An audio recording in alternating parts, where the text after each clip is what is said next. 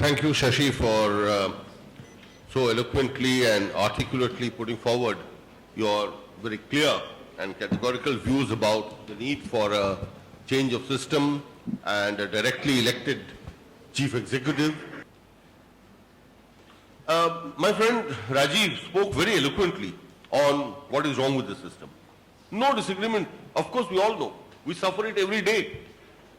But I have my doubts whether the administration is going to change through any political change. Changing the political system or structure is not necessarily going to bring about a change in the character of the police, the hospital authorities, the clerks, the other babus. I don't think that, I still remember the dialogue from Sholay. I'm sure many of you would have remembered it. Asrani as jailer stomping about in the jail and saying, हम ये सुधार उधार में विश्वास नहीं रखते, अंग्रेज के जमाने के जेलर हैं हम, अरे हम जब नहीं सुधार सके तो तुम क्या सुधरोगे? And I quote this by saying that I am very doubtful about anybody really sudhroing or rectifying himself or herself in the system, and that applies for the people also as a whole. Very often it says that there is so much corruption, distribution of money and so on and so forth. But there are states where the electorate openly demands money. There are states where electorate openly demands liquor. And this is standard practice and politicians do it. Now, who came first, chicken or egg? It is really a chicken and egg question as to whether people started demanding money and politicians started pandering to that, or whether politicians, in order to win elections or get a head start over their opponents, started corrupting the system. I'm afraid all these ills take time, and I am very confident things will change over time.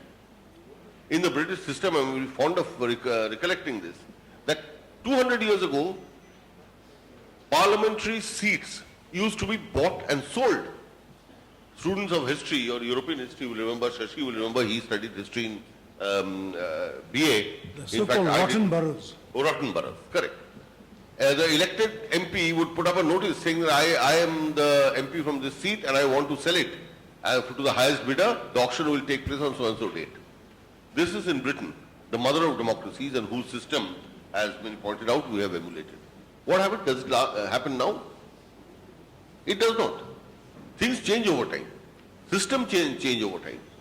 And I think despite the fact that in many areas corruption has increased, I think corruption has also come down in many areas. Do you still need to pay the linesman of the telephone department to get your phone fixed? You have bypassed it. Everybody uses the mobile. Shashi gave the example of China. Much as we admire China for the rate of growth they have achieved and what they have done with the system, Shashi, you talked of the mayor. But is a mayor an elected mayor? Do people have a role? China is. So, when you talk about accountability, yes, the mayor clears everything.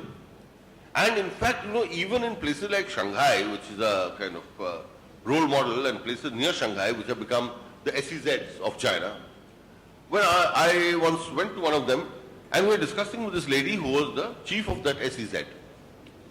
After some, probing questions, we discovered that she is also concurrently the boss of the local Communist Party. So when you have a one-party system, when you have non-elected governments even at the district or prefecture or whatever they call the system, obviously, you can just take decisions. And if you take the decisions, right decisions, things will of course move. But then there is a very serious danger that you take wrong decisions. And China, let me assure you, is as corrupt, if not more, than India when it comes to governance. So I think they are very complex questions. I won't go into them any further because there are complex questions. There are many people. Manish wants to leave, so any question to Okay. Manish for them. Yeah, okay. So I'm I just leave these thoughts, but I think on the whole it's been a very, very fruitful debate, discussion.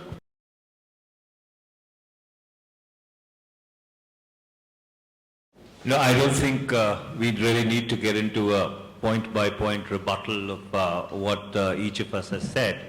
But I would just like to agree with what Chandan was saying, that at one point in time I was too a very great votary of the presidential form of government. And since then, I too have revised my opinion. And one of the fundamental reasons for revising that opinion is that if you look at the history of fascism around the world, most fascists came into power through the democratic process. So therefore, to really give untrammeled powers to somebody for 5 years, what is the guarantee that he is not going to perpetuate those powers? And with all due respects to Sashi, when he talks about elected governors and elected mayors down the line, elected governors and elected mayors unfortunately do not have standing armies to back them up, which is the essential attribute for the destruction of democracy around the world. And I don't need to go into examples, but I could start with Adolf Hitler and go on to the communists in post-Second World War Europe, all of them who usurped the instrumentalities of the state through the democratic process to begin with. Number two, I very quickly wanted to point out that the submission which was made that a multi-party system would ensure that there is no lockdown between a president and parliament, I don't think holds true in the Indian context. Because in the case of ideologically driven political party systems, the possibility of opposition to a particular legislation because of ideology, is A, consistent, and B, then can be looked at and surmounted. But in a system like ours, where there is a complete breakdown of political trust, and when I had walked out, or when I had gone out, to do the NCTC debate with all the other usual suspects in the television circuit, the fundamental argument which is holding up the NCTC is not that it's an encroachment into the powers of the states. After all, the fact remains that we live in a very difficult neighborhood. We've been subjected to terror for now over 3 decades. It requires a preemptive, seamless response which goes across the federal, state and the municipal level. But the 600-pound unspoken gorilla in the room is that there is no trust in the political system. The states do not trust the center. Within states, each political party does not trust the other. The one in opposition feels that the one in power is going to use the instrumentalities of the state to go after them with a vengeance, which unfortunately has been the case over the last 2 or 3 decades, give or take as to whosoever was in a particular position at a certain point in time. So therefore, when you have such subjective considerations which really govern your political choices, where is the guarantee that the lockdown between the presidency and the legislature would not be total and complete? Number 3, when we come to people being the final arbiters of the destiny of an elected representative, 5 years down the line, while theoretically that is an excellent argument, but the fact is that there needs to be a certain modicum of check and balance.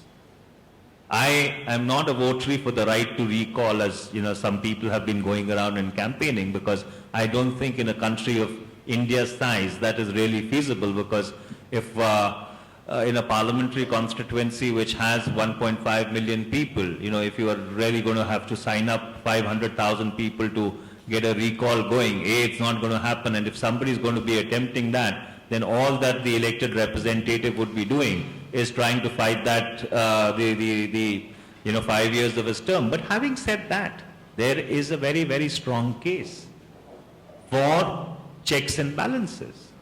And those checks and balances, are intrinsically inbuilt into parliamentary democracy as it stands constituted.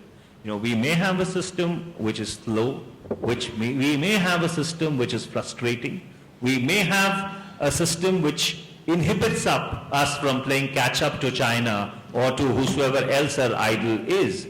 But the fact is, at the end of the day, are we prepared to even for a moment think that we would like to have this progress at the risk of forsaking our liberty, at the risk of forsaking possibly democracy, and given by some of the recent things which got reported in a particular newspaper just about a month back, I don't think there is a case, even after 6 decades of democracy, for taking democracy for granted.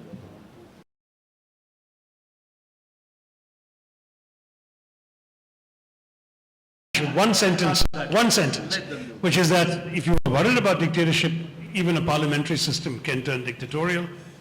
We've had an emergency in a parliamentary system. Hitler was elected in a parliamentary system.